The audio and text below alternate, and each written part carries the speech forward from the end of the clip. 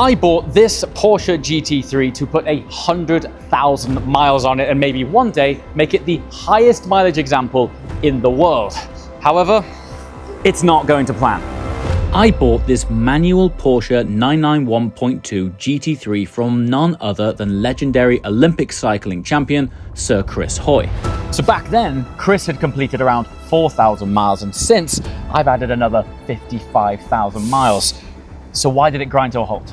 When I bought the car from Chris, it was crayon color, with a wing, and totally stock. But all of that changed. And since then, it has been through a lot. And that's one of the main reasons that the mileage challenge has been affected.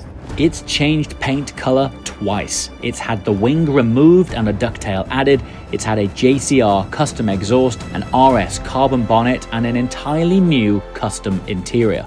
And all of these customizations took the car off the road for a massive chunk of time. But the custom interior, by far and away, was the big one, taking the car off the road for months.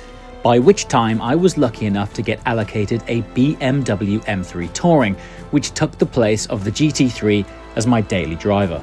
So between the M3 Touring and the GT3 being in and out of workshops and general work life taking over, the journey to 100,000 miles came to an abrupt stop. Until today.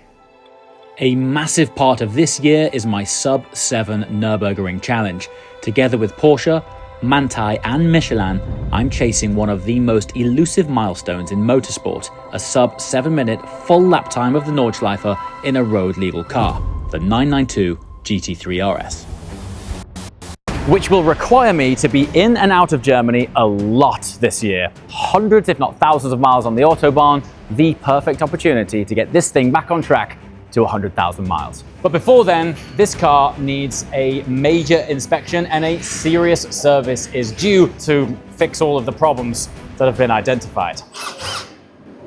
Actually, mate, you better deal with that. Thanks.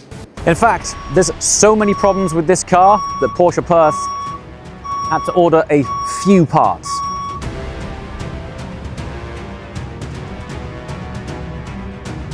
Well, that's broken. And so is that one. Uneven tread wear, screw, nail, uneven tread wear. Is that a Badger? That's not ideal. Same on the other side as well. Neither is that one. Missing bolt, missing screw, missing screw, missing screw. Clip broken. What is that? Coolant. Oil. Got half a cooling duct, and that's just sheared off. Vacuum line not vacuuming. Inflation glue, out of date.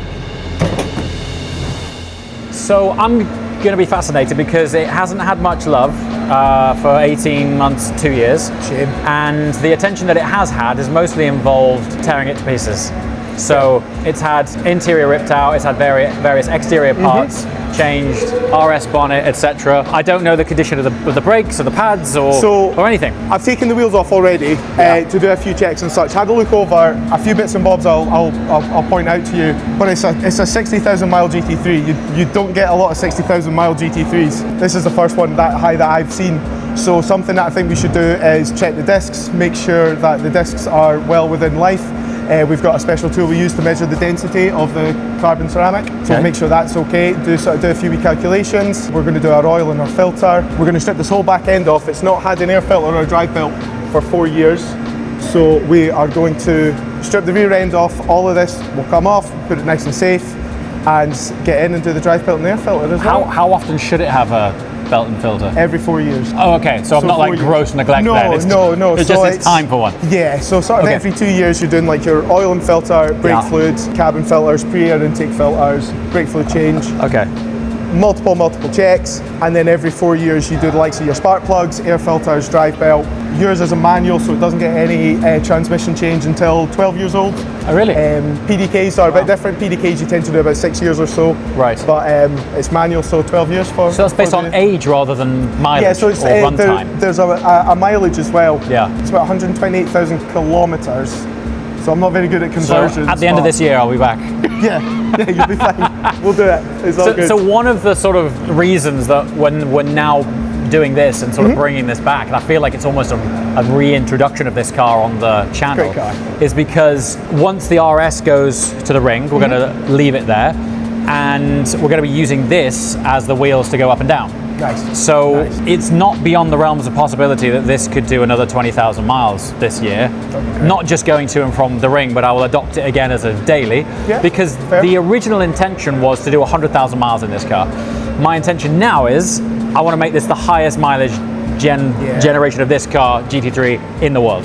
We're going to start this year, and then we'll see what it looks like at 100,000 miles. Let's do it. That'll be fun. That'll be crazy. Bring that back at 160,000 miles. That'd be amazing. Oh man, that'd be super cool. Love to see the condition of it. So as far as then like services go, would you class this as a fairly substantial? It needs some work. It's a fairly substantial service now. Yeah, usually I would say as well, like to do the spark plugs as well, just in terms of the magnitude of the service that we're doing. Spark plugs were only done in 2023, so realistically they're not due in terms of the life of that spark plug. We'll do our density check on our discs as well. What we do as well, we do something called a pre-val, which is a vehicle analysis log. Runs just a diagnostics report of the car, see if there's any faults, fault codes, anything relating, and then also what we do is we check your air gaps. So sports cars, you've got your caliper with your brake pads for your foot brake onto the disc. Inside this disc we have shoes, like old school brakes, shoes and drums. So they're inboard shoes, which operates your parking brake. There's a drum brake inside that? Yeah, there's two shoes that sit crazy. like that, and then when you actuate your parking brake, it just pushes them out to the inside of this disc, causing your handbrake to go on. So we measure the air gap, which is between the shoe and the inside of this disc. Right. The tolerance is between 1.6 and 2.1 millimeters. And if you give me 2 seconds, I printed this out. So we did the air gap check. So your left actuated air gap is 4.52 millimeters.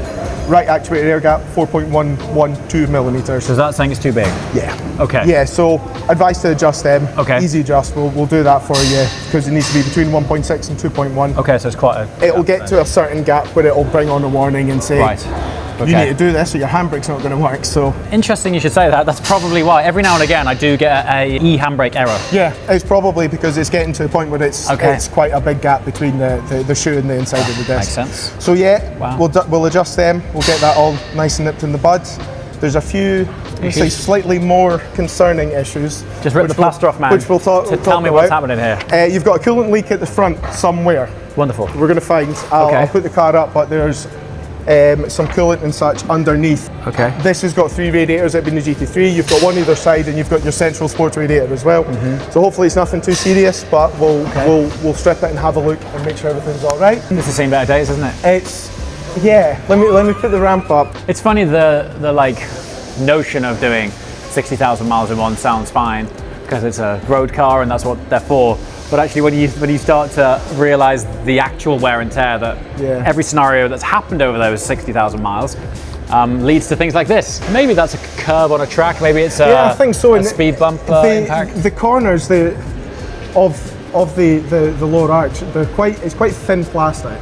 So we see this quite a lot on the GT cars. These starting to wear. There is a screw missing as well. Yeah. We see this quite a lot. Just it's a low car. It's by no means is it an off-roader, so these do tend to scuff quite a lot, and you see them.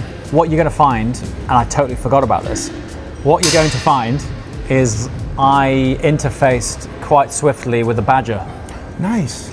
So that might not be coolant, it might be blood I'm seeing. It was a mess. And at the time I was going on a road trip a couple of, like basically a week after it had happened. And we patched it up, a body shop patched it up. And when I went to see it, I was like, actually from the front that looks fine. I've got a feeling in the back of this, there's going to be something. It's going to be pretty, I don't mean dead Badger, I mean the condition of that is a patch job bumper. There's not a lot of issues sort of towards the front. There's not a lot of issues in general. Your air ducts here are a bit loose, so I'm going to tighten up those wee T25s just to make sure that they won't rattle about. We've got brake air ducts here, or what should be brake air ducts, because we're missing the lower half of this one, and we're missing this one. Totally missing that one. We've got that's snapped off. Yeah, it's totally snapped. This one's snapped. Totally snapped. Look, so there's supposed to be like a cooling duct, like tray. Well, in fact, if you come here, there's supposed to be one of these cooling ducts that blows air on the back of the disc. that is totally sheared off here. So there's a little bit of TLC, to say the least. A wee bit, do you know? Yeah, okay. By no means is it the worst I've seen. Okay, well that's always a bonus. You'll see the sort of condition in the drive belt. It's almost getting a bit sort of glazy and a bit shiny. Just it's been on for a long time. And if I compare that to a fresh one that actually has some writing and such on it as well, it's quite different. So that's a 4-year-old belt there. Right. And, so that needs a swap as well. Yeah. So we'll do that when the bumper's all off. And this might be a really top line, but you know when you see like rust on all these bolts and things, it's just designed for that, and it's just surface detail. Yeah. It's all it is just a bit of surface corrosion. You know, the engine's in with the elements of life and air. There's nothing that's stopped. That's still very much reinforced. This coolant pipe on. It's definitely won't go anywhere. Great thing about the GT3s, obviously we've got a big filter there. We drain these in 2 separate locations. We drain it on the actual lower part of your engine and your oil tank as well. Most of the oil is kept in your oil tank. Right. So when you drain this, will you be looking for any excess filings in there or anything as well? Yes, we check. I'll always take an oil sample, make sure there's not any excessive oil filings. Always check your oil filter, as well. Brilliant. Yeah, it's all right. It's not. I like the colour of the calipers anyway. We never got around to putting the Porsche logo back on the calipers, so I need to get around to that at some point. I'm low-key quite grateful. I don't know if a Porsche tech should be saying this, but I'm low-key quite grateful for the aftermarket exhaust. But yeah, it's just easier access. Yeah, so the drive belt up here, and we need to take this plate off. The drive belts are really quite awkward in these. So to be able to not have a stupidly big back box here to get into this panel, oh man, it's so grateful. Super helpful. So grateful. Brilliant. The other thing we're going to do at some point, so JCR created the pipe for this. Right. It was actually a bit of a custom build from Johnny there. It's an amazing sound and it's fantastic for ripping around B roads, but we're going to be all of a sudden spending a lot of time on motorways for hundreds of miles. Quite drony. So we're now talking to Johnny at JCR to either come up with a valve system specifically for this, or we're going to put stock headers back on it or something, but we're in talks now to make it a little bit more civilized. Because we've got hundreds of miles road of this thing. friendly. Well, thousands of miles of. Spark plugs are so easy on this car to do. Right. You know, you've got your heat shield here. Yes. 2 bolts, heat shield off, your spark plugs are right there. When you get into sort of like your 992, 911s with the turbocharged engines, it's a hell of a lot more stripping down and a bit more pernickety, but with these cars they're brilliant. That's your wheel alignment. Just a few wee red spots there. Wow. Have you ever adjusted the height on this? Not the height, no. So it's slightly lower than standards. Right. It's just out of the sort of parameters of height, including tolerance. So I wasn't sure if it was. I don't think so. Something that was adjusted by yourself. It's not it's not horrifically out. It's just below the tolerance of ride height, both front and rear. Well, everything on the suspension's stock, and we've not done anything with it. Your side repeaters. This is a bit flappy. Okay. It's the acrylic outer side is just quite loose and coming out. Quite similar to the other side as well. He's being very polite in saying this is an absolute nail. I'm not saying anything too incriminating until I speak to my lawyer. Once again, it's not horrific, it's still serving its purpose, but you're seeing that there's definitely a gap there because we're getting quite a lot of condensation in the side repeaters. Water in there, whenever I do GT services and such, I'll always completely take these apart, clean them up. There wasn't a lot of grease on these centre locks, and I'll always take these out because the way these sit in, so we pop that in there, and this is like a secondary locking pin for our centre lock. So these ribs here go onto lock into here as well. Okay, so those bite in there? Yeah, and it's just a secondary locking system, so that will never be able to counter turn and come off and loosen. So we need these to move inside the hub as well. Right. So I'll always take it out, we clean up in here. I've cleaned this side actually. I'll blow all that out, but what I've done is I've cleaned all the threads and such on it. If I show you the driver's side, I've not cleaned one. The not clean one. It's, to be honest, that's not horrific, but there's a bit of corrosion and such that will build up on them. Yeah. I see. And the last thing we want is that secondary locking system to almost seize in jammed in there. Yeah. So it's definitely worth just taking them off, cleaning them up, fresh grease, Wow. to make sure it completely moves freely, and your secondary locking pin will actually come out and do its job. It's quite satisfying. It's like going to the spa, isn't it? For a car. So It's brilliant. I love it. And these torque to 600 Newton meters. We back it off 90 degrees and then retorque it to 600, all with the wheel up in the air, just to ensure it's completely flush, sat on that car properly. So to be able to clean it up, and then you put it all back together, and it goes on so smoothly, and the wee pin pops so out. good. Oh man, it's amazing. Love it. Part of me is quite proud that it's like really used. You know what I mean? The other part of me is like, oh, this is not good. The other part of me is like, this is potentially expensive, but let's see. Let's see how it goes. Such is life with cars. So let's have a go. This is a bit hello darkness, my old friend. Unfortunately, we've got. Oh my God! There's a massive screw in this one. Big screw there, a tiny nail there. You're joking. It is punctured. That is punctured. Yeah. So jumped in the car to bring it in. Tire pressure warning light on. Sprayed it with some soapy water, and it's fizzing. So bubbling. Couple of rear tires, unfortunately. Okay. Had to be the rears, the wider ones. But Right. Yeah. Fronts are fine though. The fronts are okay. Still loads of tread. It's unfortunate because there's actually still loads of tread on the rears as well. But because they are punctured, it's two brand new tires, unfortunately. It looks like the wear on the fronts is also uneven. Your near side front, you're 4.6 millimeters, and then 5.2, 5.2. And so we tend to measure your three most prominent treads. I mean, I guess off the back of that alignment, they would be uneven. Yeah, because then you've got 4.7 inner, 5.4 mids, and then 5.1 millimeters on the outer of your offside front as well. So it's a wee bit of uneven wear. You naturally see, with it being a sports car and with the camber being slightly more negative, you naturally do see a bit more wear on your inner treads. And it's just the way the wheel sits on the car. The pads are fine, actually. The pads are doing great. I'm just doing mental calculations as I go around this car going, okay. We always like to double check, but your pads... That would be the biggest bill, would be a set. Would be a set of carbons. That would suck. The compound of these pads with the carbon ceramics is they last a hell of a lot longer than a traditional cast iron brake and brake pads. So the wear on them is very minimal, to be fair. So you're not looking bad. We'll do a full brake fluid change as part of the service as well, both inner and outer bleed nipples.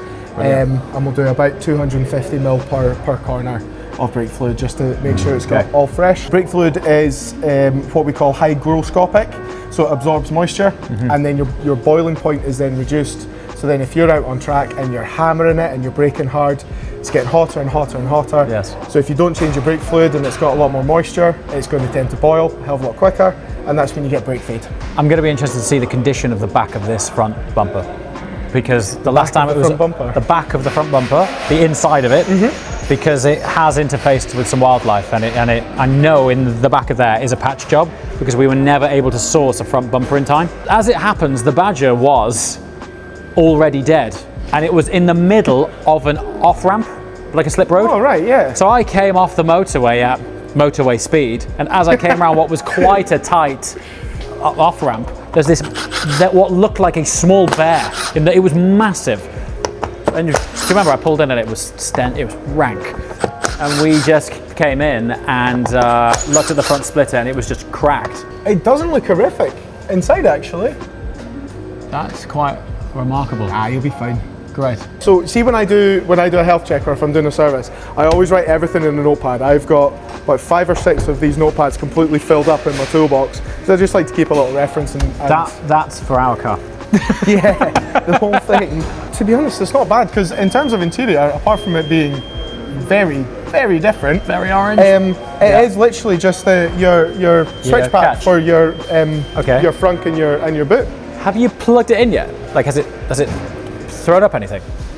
No, there's a lot of historical codes. A lot of historical codes. Sort of old historical ones. Yeah. A lot of it is just sort of communication issues as well, and like low voltage codes. Okay. So if the car's been sat for a long time and then you've ended up having to jump start it, a lot of it is just like the control modules are powering down one by one because they don't have a steady supply of voltage or so. So it's nothing overly to worry about. Your front door control module for your passenger side door is getting a signal saying that somebody is constantly actuating that inner door handle when it's not been actuated.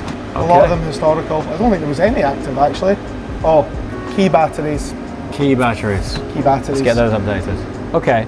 So if we wanted to get this back to, if you wanted this to go for sale as an approved, right? Yeah. What would we have to do to it? So if we were going to do this now, another thing, we pride ourselves with our prep cars. Like we prep them to a very high standard, and we will do a lot of even just like the little things. Your center caps or your center locks are a bit sort of broken and a little bit split because they've been on and off a lot. Because they've been on and off a lot. Yeah. So we would be replacing them, a wheel alignment and your two side repeaters as well. Okay. Front toe eye cover. Ah, yes. That got lost a long time ago on the Nürburgring, actually. Nice. Yeah, I've never had one since. Maybe, yeah, maybe. Still grey. We'll do that. Your bonnet switch pack, because it is loose, we would do that as well. Your two rear tyres. Sorry. Yes. We check the dot code on the tyres as well, which is the manufacturing date. Your fronts are well within spec of anything over 5 years we replace. Sure. But they're well within spec. So just the rear tyres. Have a little look at this coolant leak to see exactly where it is it's coming from. Yeah. And fix that. Front arch liners again we would probably do. To be honest, pretty much everything we've gone on about, the brake ducts, your centre caps and your parking brake air gaps, all of that as well. Obviously this is in for a service as well, so we're doing a service, but we would also check to make sure that it wasn't due a service within 6 months or 6,000 miles. All right. And then we go ahead and do that as well. All right. I've not sat in this for a while. Let's go and go on. Check it out. Oh, hello old friend. It's the blue. Oh. Yeah, there's some blue carbon in here. And I'd love to see how they do this.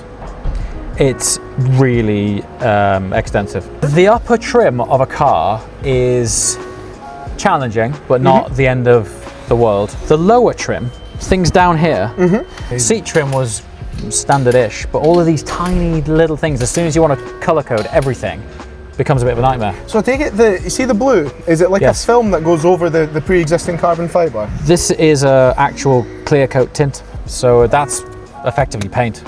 Amazing. Yeah, it was a big job, but it's made it fun, you know. Definitely. Like getting in it's a sense of occasion, you know, it's nuts. When we took this in for its interior work, just being frank, the Alcantara was pretty gammy. Because at that point we'd done like 55,000 miles of driving and it was just rough. And now you get in it and you hold a fresh Alcantara wheel, but look at the dash saying 60,000 miles. It sort of doesn't stack. As a result, it just feels fresh, you know, inside. The outside is not, but even not so fresh.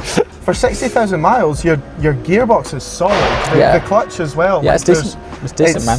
Yeah. It's interesting, I've just got out of that ST. And actually the throw of this box isn't much different in terms of the actuation of the box. I'm not talking about the flywheel and all of that jazz. But yeah, excited for it. With all that work to do on the car to get it back to showroom condition, we left Cam at Porsche Perth for a few days to work his magic on the GT3. But who knows what other problems he might find. Last night, bit of a late night last night. Went over the car with James, pointed out a few wee bits and bobs that we needed to do. We're going to start doing the service this morning. We're going to strip the rear bumper off to gain access to our air filters and our drive belt. We're going to time it to see how quickly we can take the rear end of a 911 off. So we're going to go 3, 2, 1, let's go.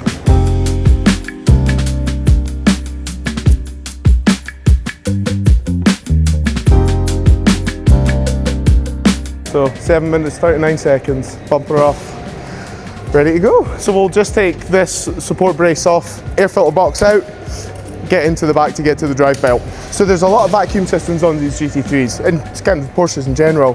And you've got a little like waste vacuum pipe bit that goes into our intake, and that's all not really sitting correctly. That wasn't even plugged in. Yeah, it was just dangling out. It's not the greatest. Potentially what that is because James has got an aftermarket exhaust on it, it doesn't need the sports exhaust flaps. So they're vacuum operated and they come from a solenoid up here. So it's potentially just related to that. But we'll get the airbox off now and get access into our drive belt. That's it. 210 mils, hold it in, and then goes onto our throttle body. That's it. One of the telltale signs a lot of when it comes to GT products, should I say, sorry, if it's been tracked, is these are filled with stones, more so on the RSs, because the RSs you've got your side intakes, they just stones constantly, but there's nothing in here. for comparison, there's some brand new ones. Definitely worth doing. Like I said as well yesterday, you know, they've not been done in 4 years, so definitely get a new fresh set of filters in there. It's all cleaned out as well, so there's no debris or anything else in the filter box. It's the fact that air flows through all of that. Like you'd never think that air would be able to flow through all of that, but you know, it does, and it cleans it tremendously well, so the engine's getting nice, clean, pure air. So Liam is my apprentice. A great story about Liam is Liam's dad was my journeyman, so he taught me how to be a technician, and now I'm teaching his son how to be a technician. So it's great. Liam's been here for 5-6 months. 6 months, he's doing amazing. Taking it all in, fully embracing it, and you know, the training that Porsche provide for apprentices and fully qualified techs is second to none. So he's in good hands, he'll be just fine. So we're going to drain the oil out of the sump just now. We've got 2 drain points on the GT3s. And you can see not a lot of oil comes out of this sump because most of it's held in our oil tank just here. Obviously, race car, last thing you want is oil starvation, especially on these flat engines. So Porsche adopt the oil tank for their GT cars and even their older turbo models as well, just to ensure that that engine will never be starved of oil.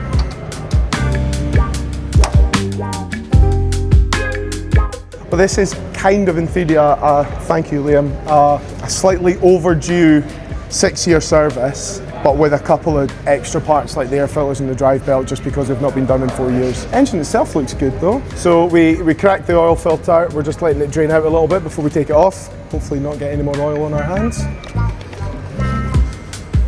It's one of these canister style filters that just screws in on the centre there.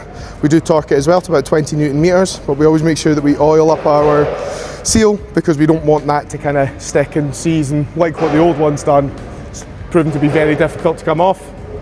So you just want to make sure that's lubricated so it has a nice tight seal, but then when you do need to take it off in the next service, it's going to come off fairly easy.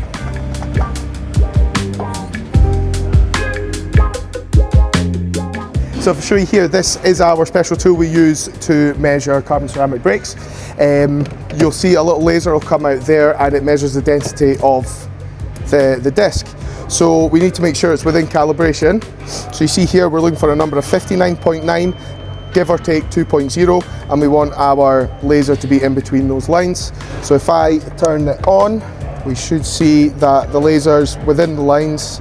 We're 61.2, 61.3, so we are within tolerance. So we're fine with that, so we can use this tool. Pop that back. This is going to be a bit of a Blue Peter moment. So I've started to fill out a little table that we do, and if I show you on the discs, we have 3 points on our carbon ceramics. You'll see 3, 3, 2, 1, and there's a 6. If we take number 3 for instance, we've got 61 and 45. When this comes out at the factory and it's brand new, you're looking at a number of about 61. When it gets to 45, that's it, completely worn, 100% worn. Our little laser, we line it up with the center laser of our number, which is 55.3, we'll say. And that will show you, so on our offside front disc, at point 1 we're 18% worn, point 2 we're 16.43% worn, and point 3 we're 25% worn, which gives us an average wear of 19.81. So it's a nifty wee tool that we devised here, just so you don't have to do all the calculations in your head or on a calculator every time. So we'll do that for all 4 discs and just make sure that they are within. Judging by the first one, the fact it's only roughly 20% worn, I'm sure the rest will be fine, but we always like to just double check and make sure. Another thing we do is just a visual inspection to make sure there's not any chips, any adverse huge deep cracks. Yeah, and we're at 52.2, we'll say. And then number 2, it's between 55 and 41 as well. And we are 52.5, and then that'll give us an average wear of 18.84% worn. So not bad at all. It looks good, and we'll see how it performs on the roads. 52.6 as well. this offside rear is slightly more worn. You're actually 48.55% worn on this offside rear disc. So we'll check the near side rear as well and see if that corresponds and is similar. So it is, I mean, you kind of want a bit of brake bias as well towards the rear, because the majority of your weight on a GT3 is at the rear with the engine and the transmission. So these can work a bit harder. So yeah, we're going to expect to see roughly a similar amount anyway. So 48.87 on that one. So they're both about 48 to 49% worn. Like I said, because it's not going to really see a track and it's not going to have horrifically sort of harsh braking consistently, there's nothing to worry about.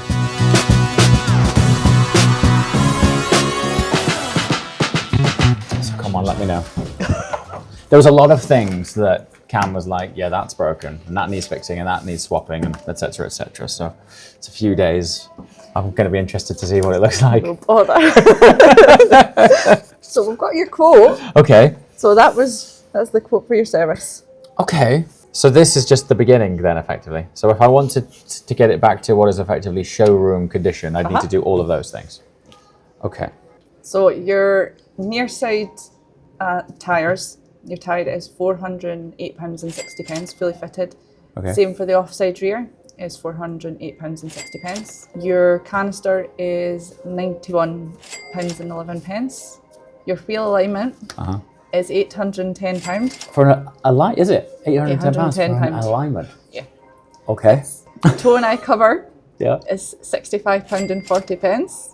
Okay. Sans paint, of course, because it needs paint. Yes. Okay. Great. Centre caps, £296.12. Your front wheel arch liners are torn. They are £1,662.38. For the wheel arch liners, is it? These are all fitted as well. Fully fitted. Okay. VAT So included. that's including VAT and fitment. Including VAT and fitment. That makes it so much better. Okay. The- This is all my fault, to be fair. I mean, it's been a workhorse for some time now. Your offside and near side repeaters Yeah. are £190 Total? total. Okay.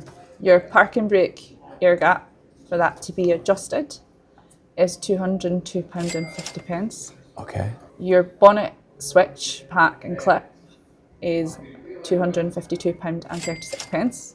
Right. And your rear... Okay, so in total then, for everything that needs to get that thing to like Porsche approved standard. No Where are we? So the total would be 4,591.27 plus 2,754 and 10 would total £7,345.37 Right. total. Okay, so that's the cost of the last 2 years worth of neglect and tampering. Okay, totally my fault. I mean, it's been ragged. I think when Cam looked at it to begin with, he said this is right on the cusp of being bad news. So but he said if you could fix all of these things, then it'll be fine. Yeah, Okay. you'll have a good car. They'll have a good car. Right, well, so we're gonna have to get that sorted before we get on the road to the ring. I don't know how it's got to that stage. Like, I don't actually know. I mean, it's done some miles. What's it on, 59,000-ish? If you amortize that across 59,000 miles, it's not that bad. No. It's not too bad. But some of the issues, like the brake cooling ducts, which have been like snapped and ripped off, I'm like, when did that happen? I don't know if it's speed bumps or hitting curbs on track days or all of the above. Something like that. Something. So, But yeah, okay, well, thanks a lot. no bother.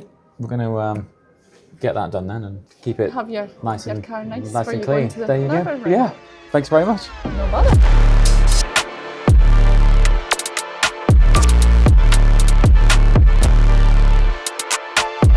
Do you know the hardest bit Go on. of putting it all back together? Yeah. And it sounds so pathetic, but obviously because the rear's different and we've got the ducktail, Yes. there's little spacers that go just inside the bumper there on the 4 screws. Yeah. And you see trying to line up the bumper with the spacers and then the panel that screws onto it. Oh man, I was about crying.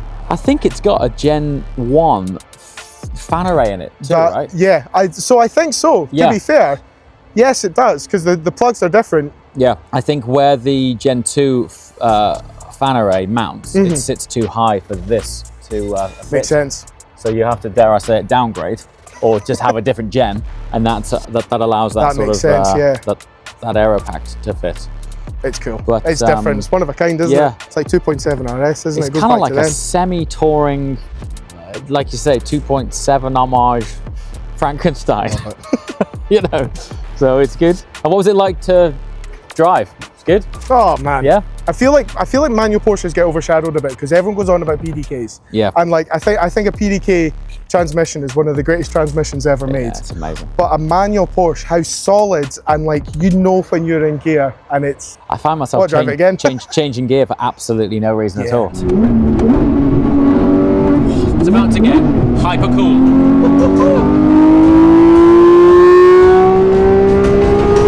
So next time I bring it back, I'm hoping it's going to have, I don't know, let's call it 60,000 miles now. It's on 59,560. At the end of this season, it's like being reunited with an old friend.